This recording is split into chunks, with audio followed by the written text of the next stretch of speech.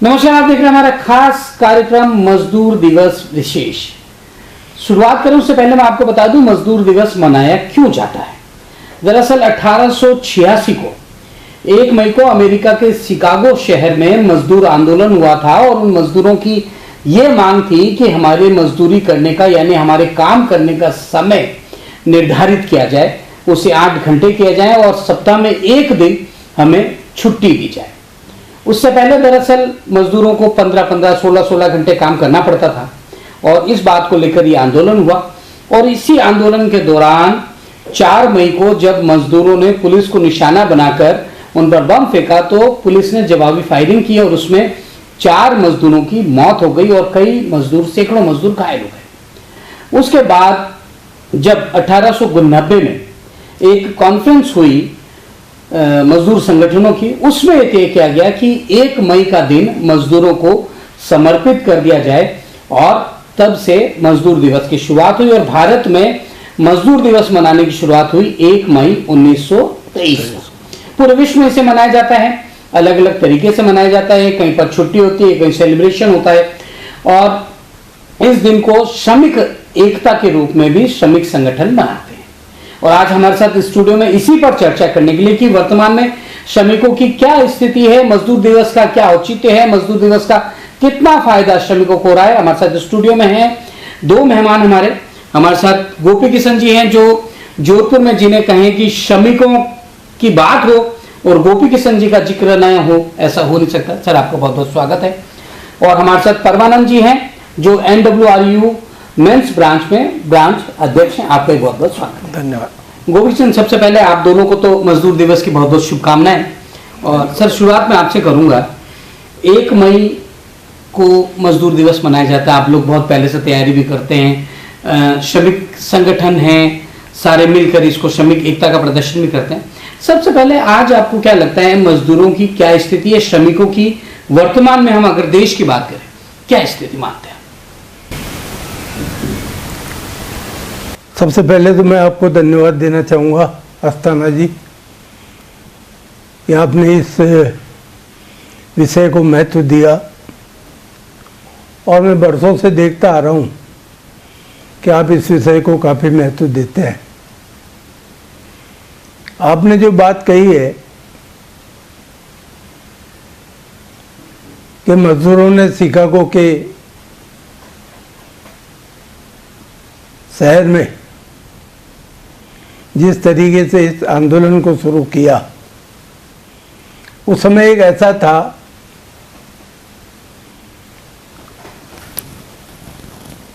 इस्पात कारखाने के अंदर मजदूर काम करते थे जी।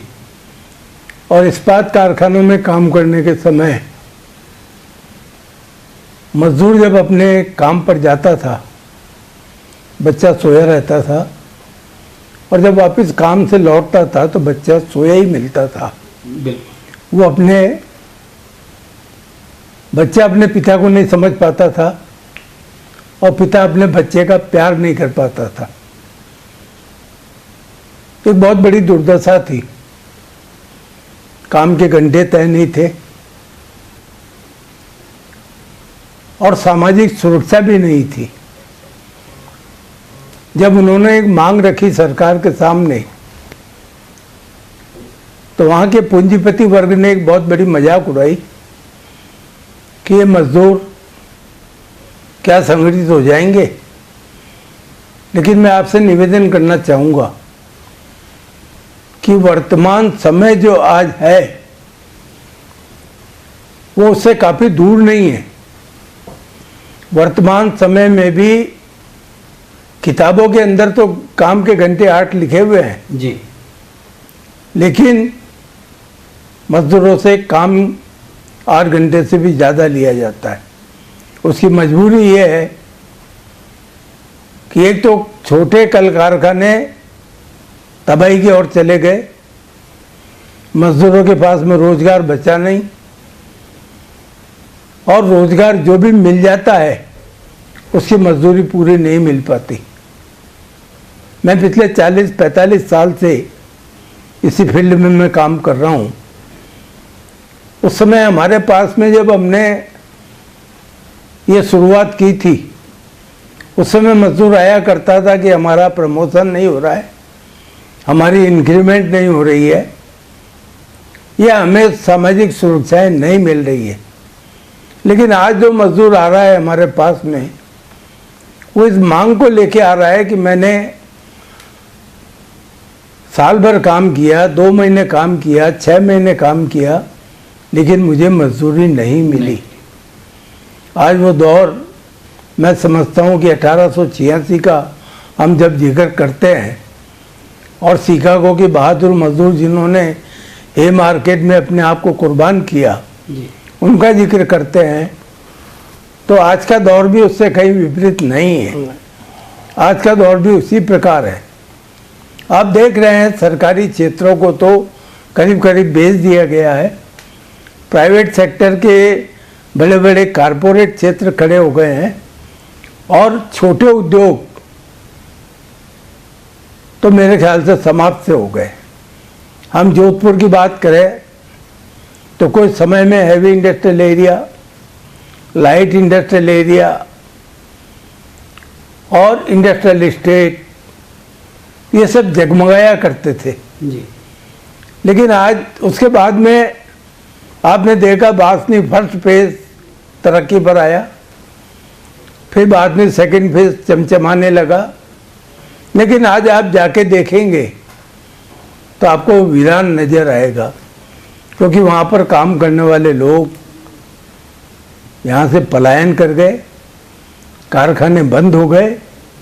कोरोना काल ने तो यहाँ पर इतनी बदहाली कर दी कि मजदूर देखने को भी नहीं मिल रहा है। तर्क दिया जाता है पूंजीपति वर्ग की तरफ से कि मजदूर हमारे पास में है ही नहीं, काम किससे कराएं, लेकिन ये तर्क नहीं दिया जाता कि हम मजदूर को उस प्रकार की मजदूरी नहीं दे पा रहे हैं जिसके वक्त जिसके हम आपके पास भी लौटूंगा मैं। परमानंद जी हमारे साथ हैं, आप रेलवे में हैं। परमानंद जी, रेल कर्मियों की आप क्या मानते हैं? आप लोग कई बार आंदोलन भी करते हैं, वर्तमान में रेल कर्मियों की क्या स्थिति है, क्या उनकी समस्याएं हैं? वर्तमान में रेल कर्मियों की स्थिति, जैसा कि अभी गोपी कृष्ण जी ने बताया, चाहे वो संगठित क्षेत्र हो या असंगठित क्षेत्र, स्थिति बहुत दयनीय है। अभी हमने दिल्ली में all India rail women's federation ने 100 साल पूरे किए हैं, जिसका अधिवेशन दिनांक 23, 24, 25 को हमने दिल्ली में मनाया। और वहाँ भी ये मांगे कि रेल कर्मियों को जो मूलभूत सुविधाएं पहले मिलती थी, सरकार ने उसमें कटौती करने का कार्य किया है। 1/1/2004 के बाद जो हमारा ज्वलंत मुद्दा है कि ओल्ड पेंशन स्कीम को हटाकर न्यू पेंशन स्कीम कर्मचारी पर थोप दी गई, और उस पेंशन से जब अब रिटायरमेंट होने वाले कर्मचारियों को मात्र जिनकी सैलरी महीने की 1 लाख रुपए, उसको 5 या 7 हज़ार रुपये पेंशन के रूप में मिलती है। और आपको सोचने की बात है, आज से 7 हज़ार रुपये में किसी का घर चलाना, अगर 1 लाख रुपए किसी की तनख्वाह और 7 हज़ार रुपये में वो घर चलाता है तो कैसी स्थिति है। और अभी जो वर्तमान में सरकार है तो बिल्कुल श्रमिक विरोधी सरकार है। इससे हम रेल कर्मचारी, आप जैसा कि आपने बताया कि बार बार हम धरना और प्रदर्शन इसी बात को लेकर देते हैं कि रेल को दिनों दिन ये निजीकरण की ओर धकेल रहे हैं। या जोधपुर की बात करें तो जोधपुर में पहले ट्रेनों में साफ सफाई का कार्य, कोच अटेंडेंट का कार्य, कई तरह के कार्य रेल कर्मचारी द्वारा किए जाते थे, लेकिन वर्तमान में ये सभी कार्य ठेकेदार को दे दिए गए। और आए दिन आप भी ट्रेन में जाते होंगे, ट्रेन में चोरियों की वारदातें बढ़ गई, क्योंकि प्राइवेट कर्मचारी है, उसका कोई ठिकाना नहीं है, आप किसको पकड़ोगे, उतर गया। आए दिन चोरी की वारदातें बढ़ रही है, लूटपाट की वारदातें बढ़ रही है। तो ये सरकार श्रमिक विरोधी है, इसका हम समय समय पर विरोध करता है। 2004 से लेकर जो एनपीएस का हमारा मुद्दा है उसको भी हम समय समय पर उजागर करने का कार्य करते हैं। एक निजीकरण की बात कही परमानंद जी ने, आप चूंकि इतने वरिष्ठ हैं, आप काफी समय से जुड़े हुए हैं, कई वर्षों से जुड़े हुए हैं, आपको क्या लगता है निजीकरण का कितना असर पड़ रहा है श्रमिकों की स्थिति पर? अब देखिए, निजीकरण के बाद में तो क्या हालात है देश के। जी। न सिर्फ मजदूरों के, न सिर्फ किसानों के, न सिर्फ छोटे व्यापारियों के, मध्यम वर्गीय लोगों के, और शोषित, पीड़ित और दलित, उनको तो पता ही नहीं है कि निजीकरण और आपके सार्वजनिकरण क्या है। वो तो समझ ही नहीं पा रहे हैं इस बात को। आज भी ये स्थिति है। आज आप दूर दराज चले जाएं तो दूर दराज जहाँ गाँव में जो दलित लोग रह रहे हैं, जो पीड़ित लोग रह रहे हैं, जो आदिवासी लोग रह रहे हैं, उनको इस बात का पता ही नहीं है कि निजीकरण क्या है और निजीकरण से क्या होने वाला है, या पहले सार्वजनिकरण था तो उससे क्या फर्क पड़ने वाला है। हालात तो बहुत ही खराब है, किसी भी रूप में हालात ठीक नहीं है। 8 घंटे काम का अधिकार मिलना भी दूर हो गया। 8 घंटे काम करने के 12, 14, 16 घंटे काम करने के बाद में भी 2 टाइम की रोटी मिलना मुश्किल हो गया। आप देखें कि हम होली और दिवाली के ऊपर किस प्रकार को त्यौहार से मनाते हैं।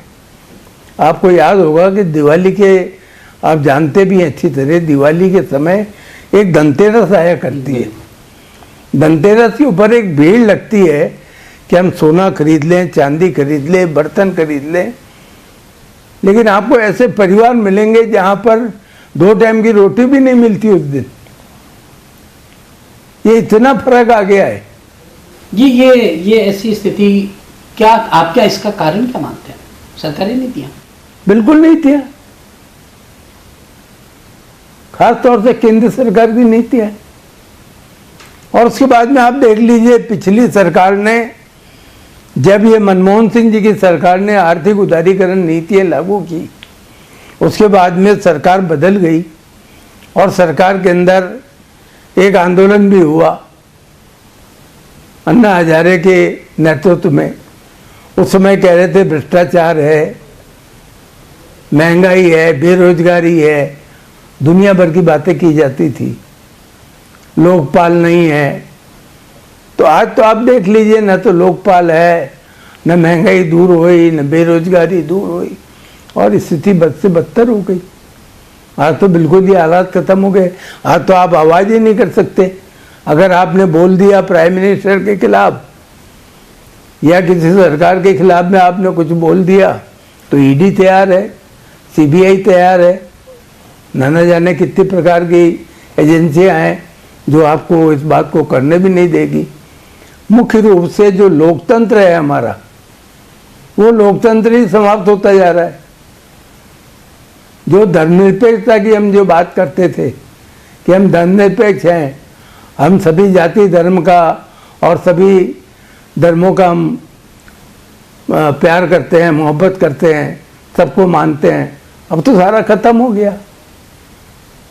आज जो आदिकाल में जो लोग थे, कोई ज़माने में जिसको अपन कहा करते हैं कि आदिकाल में लोग जंगली थे, वनवासी थे, या उनको कुछ पता ही नहीं था, आज वो की वो स्थिति होती जा रही है। मोहन जी, रेल कर्मियों की बात करें, आप क्या मानते हैं किस तरह की चीज़ें, जो आप लोग जिस चीज़ों को लेकर आंदोलन कर रहे हैं, आप क्या चाहते हैं सरकार से? हम सरकार से यही चाहते हैं कि जो पुरानी नीतियाँ, जो पुराने परिलाभ रेल कर्मचारियों को मिलते थे, वो परिलाभ में कोई कटौती नहीं होनी चाहिए।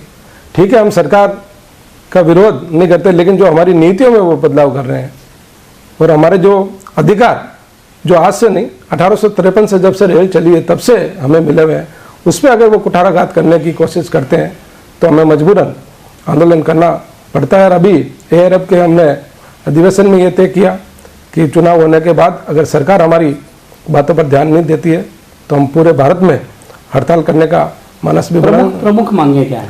सबसे अभी ज्वलंत मुद्दा तो हमारा एनपीएस का। उसके बाद जो रेलवे में निजीकरण दिनों दिन बढ़ रहा है, निजीकरण पे लगाम लगनी चाहिए, क्योंकि निजीकरण बढ़ने से रेल कर्मचारी, आपको पता होना चाहिए कि पहले रेलवे में लगभग 18 लाख कर्मचारी होते थे और रेलगाड़ियां 2 या 3 हज़ार होते थे। आज करीब 20,000 रेलगाड़ियां पूरे भारत में चलती है, कर्मचारी 13 लाख है, और वही 13 लाख कर्मचारी उन रेलगाड़ियों को चलाने का कार्य कर रहे हैं, और उनमें भी आप उनके भत्तों में या कटौती करने का कार्य करते हैं। कोरोना काल में आपने देखा होगा, हमारा 18 महीने का डीए फ्रीज है, उस डीए पे सरकार ने किसी भी तरह का अभी कोई भी एक्शन नहीं लिया है, जबकि 18 महीने तक कोरोना में हमने यहाँ दिन रात, जोधपुर में आपकी टीम ने देखा होगा कि north western railway employees union ने कोरोना में, चाहे वो ब्लड किसी को चाहिए या राशन पहुंचाने का कार्य हो, रेल कभी 24 घंटे रुकती नहीं, रेल चलाने का कार्य किया। तो रेल कर्मचारियों की ओर सरकार को ध्यान देना चाहिए। जो उनके भत्तों में कटौती की जा रही है उसका हम विरोध करते हैं। गोविंद जी, आपने जो बताई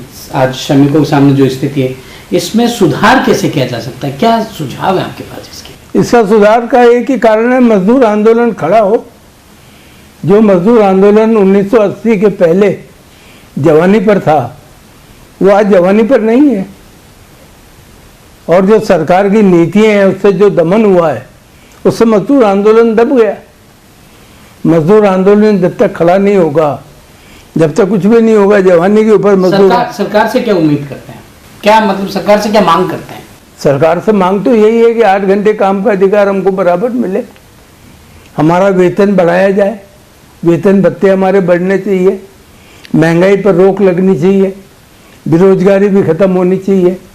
मसलन ये है कि आज अगर मैं काम कर रहा हूँ, मेरे काम करने के बाद में मैंने परिवार का जैसे तैसे भी भरण पोषण कर लिया, कल मेरा बच्चा आएगा तो उसके भी परिवार होगा, वो अपना भरण पोषण कैसे कर पाएगा? रोजगार ही नहीं है। जब रोजगार नहीं होंगे, महंगाई रहेगी, तो फिर हालात तो खराब होंगे ही। और ये सरकार तो बिना जन आंदोलन के, बिना मजदूर आंदोलन के कुछ होने वाला नहीं। फिर आंदोलन का असर भी आपने देखा है, किसान आंदोलन कितना लंबा चला, और जिस तरीके से अभी किसान आंदोलन के समय जो बैरिकेड लगाए गए, जिस तरीके से उनको रोका गया कि आप दिल्ली नहीं जा सकते, कल तो आप कह दोगे कि आप अपने भाई के घर में नहीं जा सकते, आप इससे वहाँ नहीं जा सकते, तो फिर हालात क्या हो गए? ये हालात तो वो हो गए कि हम इससे अच्छा तो हमको जीने ही नहीं चाहिए, हम जिए हुए बेकार है अगर हम लड़ नहीं सकते तो। बहुत सारे लोग हताश हो जाते हैं, हताश होकर बैठ जाते हैं। लेकिन मैं इस उम्र के अंदर भी मैं आपसे दावा करता हूँ कि जो समय 1886 का था, जो समय अब वापस वैसा आया है, तो ये समय नहीं रहेगा। आंदोलन बहुत तेज होंगे, संघर्ष होगा, नौजवान खड़ा होगा और सड़कों के ऊपर आकर के सरकार को मजबूर करेगा कि वो आम आदमी की बुनियादी जो बातें हैं उन बातों को माने। श्रमिक संगठनों की काफी महत्वपूर्ण भूमिका होती है, उसमें भी कहीं ना कहीं आपको लगता है एकता का अभाव है? बिल्कुल है। श्रमिक संगठन तो वो है जिन्होंने आज़ादी के आंदोलन में हिस्सा लिया। ट्रेड यूनियन संगठन के बिना तो आज़ादी का आंदोलन ही नहीं था। यह टीयूसी का जो संगठन है जी, ये संगठन तो उस समय खड़ा हुआ था, पंडित नेहरू के ज़माने में, लाला लाजपत राय के ज़माने में। ये उस समय के बने हुए संगठन है। आज उन संगठनों को समाप्त कर दिया है, लेकिन एक धीरे धीरे हर मजदूर और हर कर्मचारी के दिमाग में ये बात आ रही है कि हमको संगठित होना पड़ेगा। और आप देख रहे हैं पिछले 2-3 साल से या लगातार काफ़ी समय से हम लोग एक होकर के 1 मई दिवस मना रहे हैं। कोशिश करते हैं कि सारे लोग साथ आ जाएं, सब लोग साथ में मिले, ईगो अपना ख़त्म करें। कोई देखता है कि माइक पहले मुझे मिल जाए, वो देखता है माइक मुझे मिल जाए। ऐसा नहीं है। आप जो कर सकते हैं आप करें। मैं अगर 2 कदम आपके साथ चल सकता हूँ तो मैं ज़रूर चलूँगा। मैंने सुबह मुझे आपके यहाँ से सूचना मिली कि मुझे आना है। मेरा स्वास्थ्य ठीक नहीं था, लेकिन मैंने समझा नहीं, अस्थाना जी के मुलाकात भी होगी, दर्शन भी होंगे, और जिस इशू के ऊपर बुला रहे हैं उस इशू पे मुझे जाना चाहिए। तो मेरी आत्मा तो आज भी ये कहती है कि ये मजदूर आंदोलन बहुत मजबूत हो, बहुत मजबूती से खड़ा हो, और जो नौजवान पीछे की पीढ़ी के जो लोग हैं इसको और तेजी से आगे बढ़ाए। श्रमिकों की उसकी बात करें, सुविधाओं की, केंद्र सरकार हो चाहे राज्य सरकार हो, श्रमिकों के लिए कई योजनाएं हैं। आपको क्या लगता है उनका फायदा श्रमिक लेते हैं या कहीं ना कहीं कमी रह जाती है? नहीं, मिल ही नहीं पाता। क्या कारण? व्यवस्था इस प्रकार की है। आपको छोटा सा उदाहरण दूं, एक लेबर डिपार्टमेंट पावटा में था जी, अब वो लेबर डिपार्टमेंट चला गया बनाड़ में। अब एक कोई गांव के आसपास का कहीं का मजदूर काम करता करता, कमठे का काम करता करता आ गया यहाँ पर, और उसने आके देखा तो पहले तो उसको तो ऑफिस ही नहीं मिलेगा, बनाड़ कैसे जाएगा वो पैदल, उसके पास तो किराया ही नहीं है जाने का। पहले तो किराया तो बटोरे वो, उसके बाद में उस डिपार्टमेंट में पहुँचेगा, वहाँ पहुँचेगा तो वहाँ पर वही मशीनरी है, वही व्यवस्था है जो पहले थी वो आज है, कोई फर्क नहीं है उसके अंदर। कल आना परसों आना नरसों आना, कौन तो आएगा और कौन जाएगा, वो सब्र कर लेता है। कुछ सुझाव देना चाहेंगे आप सरकारों को? सरकार को सुझाव, सरकार तो मानती तो है नहीं, सुझाव क्या दे सरकार को? सरकार के सामने तो संघर्ष है, सुझाव से सरकार मानेगी नहीं। तो फिर कोई आप दें तो सही। नहीं, सुझाव तो मैं बहुत देता हूँ, व्यक्तिगत मेरा जहाँ तक सवाल है, जी मैं सम सलाहकार मंडल का सदस्य हूँ, बरसों से रहा हूँ, आज भी मैं जाता हूँ, सुझाव बहुत देते हैं हम उनको, मानता कौन है? आपने देखा न्यूनतम मजदूरी की घोषणा पहले हो जाती है और न्यूनतम मजदूरी का नोटिफिकेशन 6 महीने बाद निकलता है। ये हालत है, जबकि उसका नियम बना हुआ है, न्यूनतम वेतन अधिनियम। उसके हालात, उसकी स्थिति ये है कि आप पहले अपने प्रपोजल पेश करो, उसके बाद में सरकार का प्रपोजल आता है, आदान प्रदान होता है, उसको देखा जाता है, मीटिंग होती है, उसमें निर्णय होता है। सर्वोच्च न्यायालय ने खुद ने कहा है कि न्यूनतम मजदूरी आम मजदूर का मौलिक अधिकार है, लेकिन कौन सुनता है? कुछ सुनने वाला नहीं है कोई। तो ये थे श्रमिक नेता गोपी किशन जी और परमानंद जी जो NWRU से थे। दोनों ने मजदूर दिवस पर हमारी इस खास परिचर्चा में श्रमिकों की वर्तमान स्थिति पर चर्चा की और गोपी किशन जी का साफ कहना है कि श्रमिकों को जो सुविधाएं सरकार की तरफ से मिलनी चाहिए उसमें कहीं ना कहीं व्यवस्थाओं की कहीं ना कहीं कमी है। फिर आज के इस कार्यक्रम में फिलहाल इतना ही और हमारे सभी दर्शकों को मई दिवस की बहुत बहुत शुभकामनाएं। आप दोनों का बहुत बहुत आभार, आप लोग स्टूडियो में आए और हमसे चर्चा की। आज के इस कार्यक्रम फिलहाल इतना ही। नमस्कार। आपको भी बहुत बहुत धन्यवाद।